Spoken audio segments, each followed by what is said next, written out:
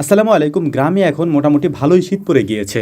এবছর প্রায় প্রতি মাসেই আমাদের ষাঁড় গরুর খামারের গরুগুলিকে আমরা একবার করে বের করি। পুরোপুরি শীত পড়ার আগে এ মাসে ওদেরকে আমরা বের করব। অনেকে প্রশ্ন করেন যে এই গরুগুলিকে প্রতি মাসে আপনারা কেন বের করে দেন বা কেন উঠানে আপনারা ঘোরান। এটার অন্যতম একটা কারণ, যেটা আপনারা অনেকেই জানেন যারা আমাদের ভিডিও নিয়মিত দেখে থাকেন, যে কুরবানির সময় যখন আমরা এই গরুগুলিকে বের করি, অর্থাৎ প্রাপ্তবয়স্ক গরুগুলিকে যখন আমরা বিক্রি করার জন্য বের করি, তখন এই গরুগুলিকে কোনোভাবেই কন্ট্রোল করা যায় না, কারণ এগুলি দীর্ঘদিন পর্যন্ত আমাদের ঘরের মধ্যে আটকা থাকে। তাই হঠাৎ যখন ওদেরকে বের করা হয় তখন ওরা অস্বাভাবিক ধরনের আচরণ করতে শুরু করে, ছোটাছুটি করে, দৌড়াদৌড়ি করে, এবং এইগুলি আমাদের জন্য কন্ট্রোল করা অনেক কষ্টসাধ্য একটা ব্যাপার হয়ে দাঁড়ায়। তখন গত বছর কুরবানির সময় সব থেকে বেশি এই সমস্যার সম্মুখীন আমরা হই। তখন কোনোভাবেই হাটে নিয়ে গরুগুলিকে কন্ট্রোল করা যাচ্ছিল না, যে কারণে আমাদের অনেক ক্ষতিও হয়। এজন্য এবছর আমরা আগে থেকেই এই প্ল্যানটা করে রেখেছি যে এবছর প্রতি মাসে একবার করে এই গরুগুলিকে আমরা বাইরে বের করব, যেহেতু কুরবানির আগ পর্যন্ত যদি ওদেরকে আমরা এইভাবে বের করতে থাকি তাহলে ওরা স্বাভাবিকভাবে পরিবেশের সাথে মানিয়ে নিতে পারবে। কিন্তু যখন এই গরুগুলিকে আমরা প্রতি মাসে একবার করে বের করি, ওই বের করার সময় এই গরুগুলির জন্য আলাদা করে আমাদের একটা সেটআপ তৈরি করতে হয়, অর্থাৎ যে জায়গাগুলি ফাঁকা রয়েছে ওই জায়গাগুলি বাঁশ দিয়ে বেড়া দিয়ে আটকাতে হয়।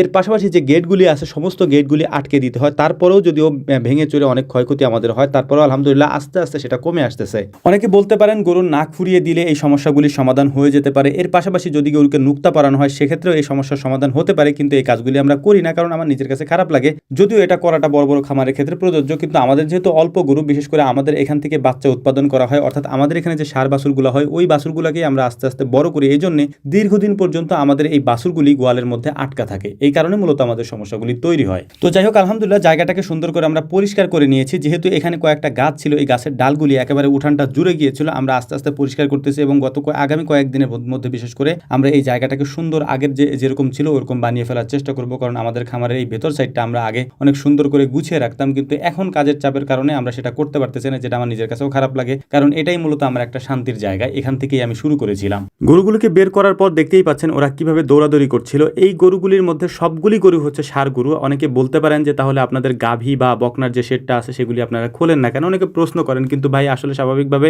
ষাঁড়ের সাথে তো ওইগুলোকে ছাড়া যায় না, এই কারণে আমরা ছাড়ি না। আর অনেকগুলি গাভী আছে যেগুলি প্রেগনেন্ট আছে, বা বকনা যেগুলি আছে অনেকগুলি বকনা প্রেগনেন্ট আছে, এই যে কারণে হচ্ছে যে ওদেরকে এখানে ছাড়লে একটা ক্ষতি হয়ে যাওয়ার সম্ভাবনা থাকে, যে কারণে আমরা ষাঁড় গরুগুলাকেই ছাড়ি। যেহেতু গাভী গরুগুলাকে আমরা মাঝে মাঝে আমরা প্রায় বের করি, কারণ বাচ্চা দেওয়ার সময় বা অনেক সময় আমরা বের করা হয়। আর তাছাড়া 3 শেডের গরুই যদি আমরা বের করি তাহলে এখানে জায়গা হবে না, যে কারণে আমরা এক একটা শেডের গরু করে মাঝে মাঝে বের করি। অর্থাৎ এই বকনাগুলিকে যখন বের করি তখন হয়তো ভিডিও করা হয় না, কিন্তু এই ষাঁড়গুলিকে বের করার সময় আমরা প্রায় ভিডিও করে রাখি। এভাবে মাঝে মাঝে বের করলে ওদের শরীরও ভালো থাকে। এর পাশাপাশি ওদেরকে যখন আমরা বের করি আমাদের নিজেদের কাছেও দেখতে অনেক ভালো লাগে আলহামদুলিল্লাহ। যদিও টুকটাক একটু ক্ষতি হয়, এর পাশাপাশি আমরা অনেকে ইনজুরি হই। এর পাশাপাশি আপনারা দেখতেই পাচ্ছেন এই জায়গাটাকে ওরা কি বানিয়ে ফেলেছে, একেবারে পুরো মাঠ বানায় ফেলছে, যেটার মধ্যে শুধু বালি আছে বলে জায়গাটা নষ্ট হয় না, কিন্তু যদি এখানে কাদা বা মাটি থাকতো জায়গাটা পুরোটা নষ্ট হয়ে যেত। তো যাই হোক, আলহামদুলিল্লাহ মোটামুটি অনেকক্ষণ পর্যন্ত ওরা বাইরে ছিল, দৌড়াদৌড়ি করছে। তারপর ওদেরকে আমরা এখন ঘরে উঠিয়ে নিব, কারণ সন্ধ্যা প্রায় হয়ে গিয়েছে। এই টাইমে ওদেরকে উঠিয়ে নেওয়ার সময় হয়ে গিয়েছে। কয়েকটা বাঁশ ওরা ভেঙে ফেলছে।